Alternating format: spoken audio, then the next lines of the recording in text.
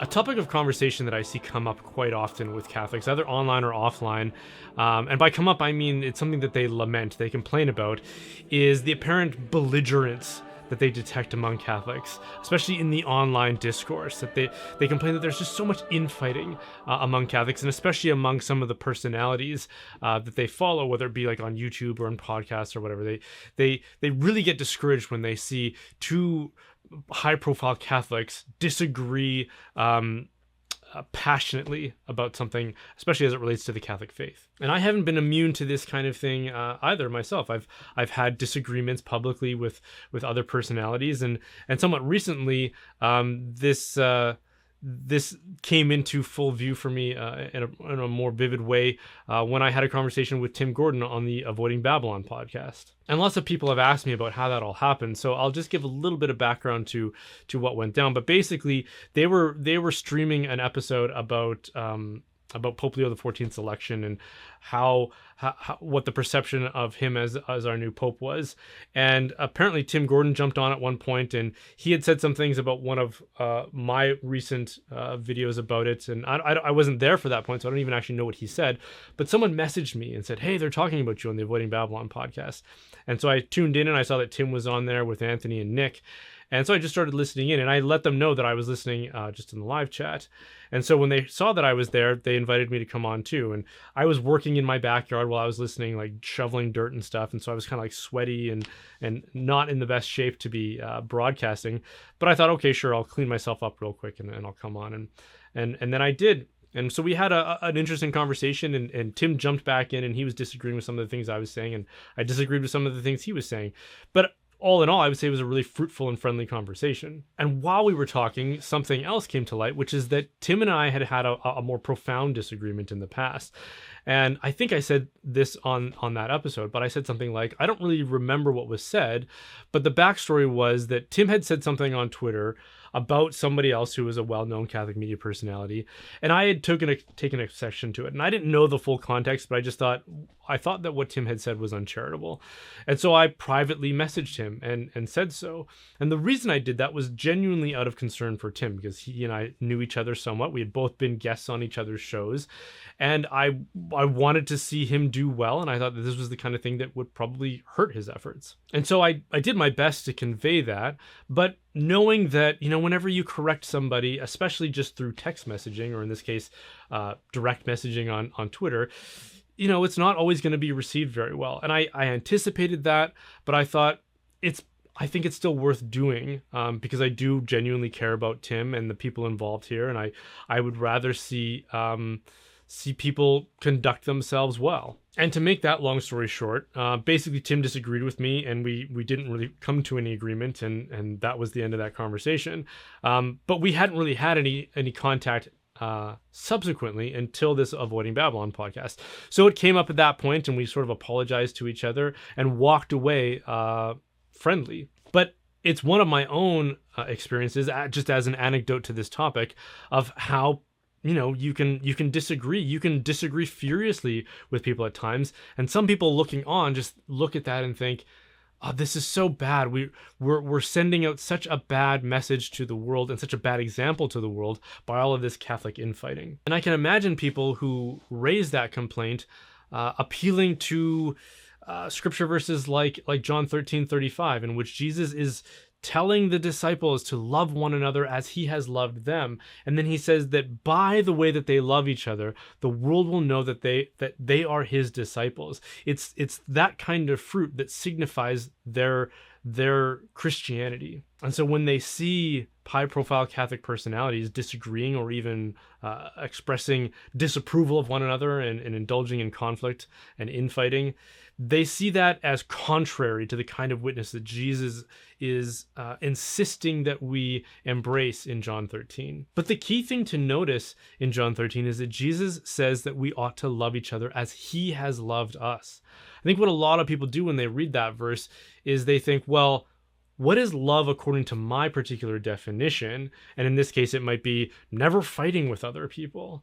And then they project that upon other people and then accuse them of not being loving according to the example that Jesus expects of us. But love, according to Jesus and to the traditional teaching of Christianity, doesn't mean just mere kindness or avoidance of conflict or mere meekness. It means concern for the good of the other, willing, in fact, the good of the other. And conflict and correction and even fighting, what we mean by fighting, is sometimes a necessary part of what it means to show concern for the other person. And Jesus wasn't incapable of this kind of thing. He got into very public disagreements and debates with the scribes and the Pharisees. He expelled the money changers and the profaners from the temple, and he wasn't immune to using even quite hostile language. He used epithets like "you brood of vipers," and he called people dogs and blind guides and pigs and vipers and fools. So with that in mind, would we then accuse Jesus of being someone who doesn't love according to the example that he is expecting in John 13? Now, don't get me wrong here. I'm not saying that all conflict and fighting is compatible with the love of Jesus, but it isn't necessarily incompatible. And simultaneously, I wouldn't say that the absence of conflict is evidence of love. It can just as easily be evidence of apathy or indifference, which I would argue is the actual antithesis to love. For example, if there's someone that I love who is abusing alcohol or something like that, would it be loving for me to simply ignore that as they descend into an addiction that is now harming them and harming their relationships and harming their ability to have a fruitful life? If I just turned a blind eye to that and said, oh, I'm not going to get involved because it's going to cause a conflict, and that isn't loving somebody. No, the loving thing to do would be to risk the peace and harmony of that relationship by trying to help them and trying to draw them back from this thing that is imposing itself on them and robbing them of their freedom, as well as poisoning their body and their mind and potentially their soul as well. The loving thing to do is to try to stop this bad thing from consuming their lives. The opposite of love in that case is turning away from it and not wanting to deal with it.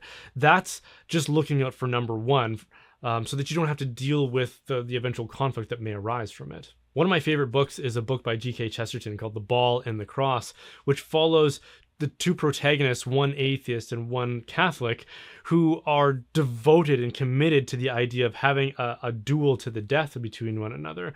And the reason for this is because of their disagreement over religion. Specifically, actually, the atheist wrote a column that kind of profanes the Blessed Virgin Mary.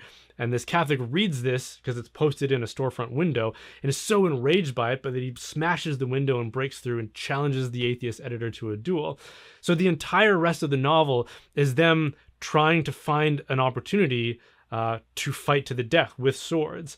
And the antagonists to these two protagonists is basically the whole rest of the world, which is so affronted by this idea of fighting over something like religion that they're all trying to stop them, from the government to the police to just everyday people who encounter them as they are attempting to execute their duel. And at one point, I think both of the two characters are confronted by like a pacifist or something like that, who insists that why would you fight over words and disagreements about philosophy or theology?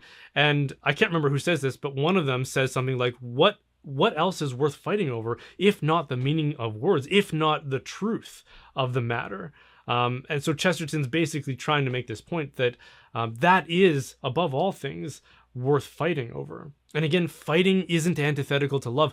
Families fight. Why? Because they love one another. They love each other so much that they live together in a domestic context that often forces conflict. You know, when one fails to do something on behalf of the other, or one gets in the way of another, or they're just making the domestic context more difficult to live in, or just personalities collide.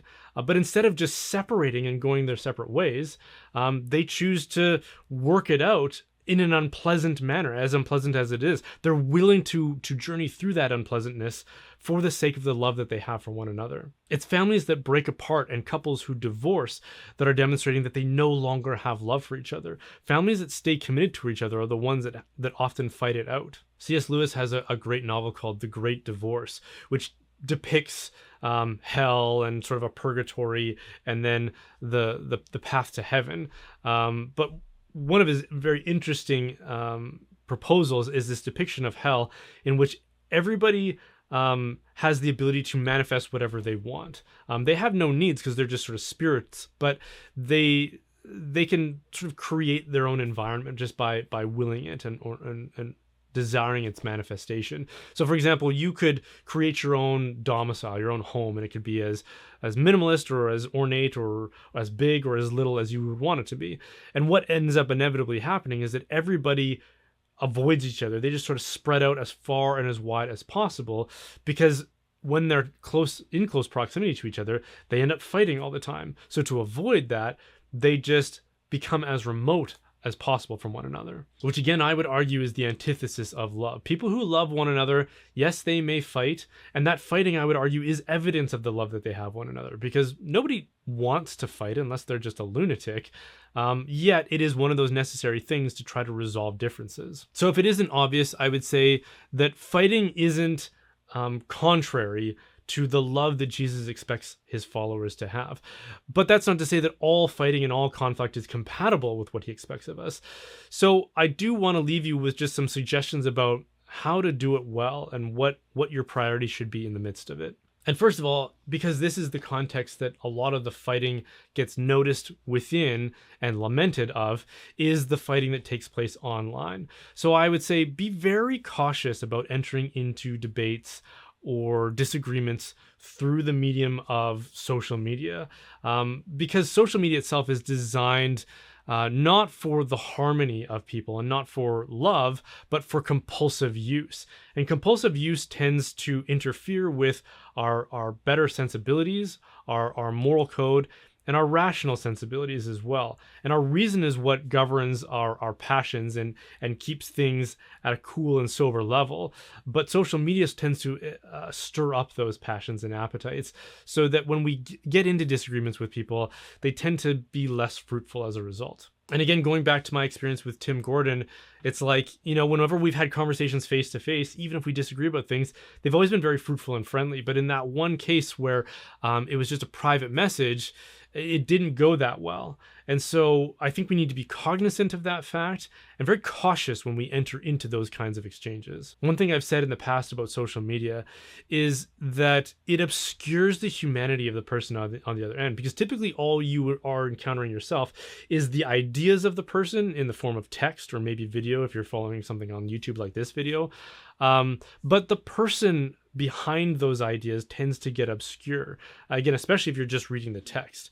And the thing is about ideas, which are what's being portrayed for you in those instances, is that ideas don't have inherent dignity. Ideas don't deserve respect necessarily. The person behind the ideas does have inherent dignity and does deserve respect, but ideas don't. And what social media does is it creates this illusion like what you're interacting with is merely ideas, rather than the person behind those ideas.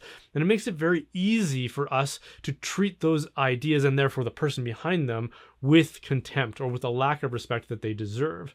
Wherein in fact we should be treating them with charity and with concern and deliberation. But social media kind of creates this interference between our ability to recognize the person behind the ideas. So if you insist upon having those kinds of exchanges, the first thing I would encourage you to do is to say a prayer before, or even at least in the midst. If you find yourself already drawn into some sort of a disagreement, pause whenever you can and say a prayer, even if it's just like a Hail Mary and an Our Father.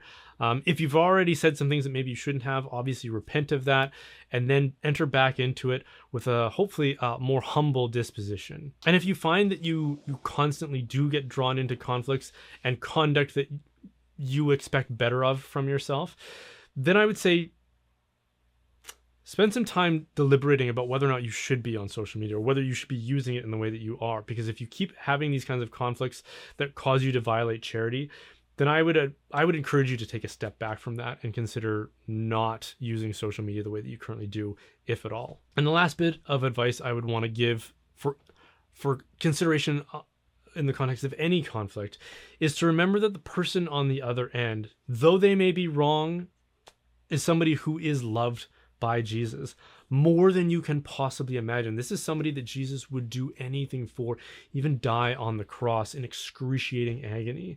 And so If you insist on showing contempt for that person, if you insist on treating that person like a mere antagonist, I wonder what he's going to think of that. I wonder when it comes to your own judgment and the day that you encounter Jesus face to face, what he might say about the way that you treated somebody that he loved so much that he was willing to die for them.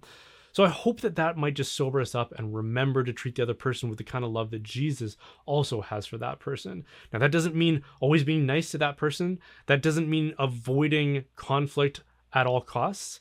But it does mean that whatever you say to them and whatever you do in the context of that conversation, it should exhibit the kind of love that wills their good and the kind of love that Jesus has for them. Okay, thanks for watching.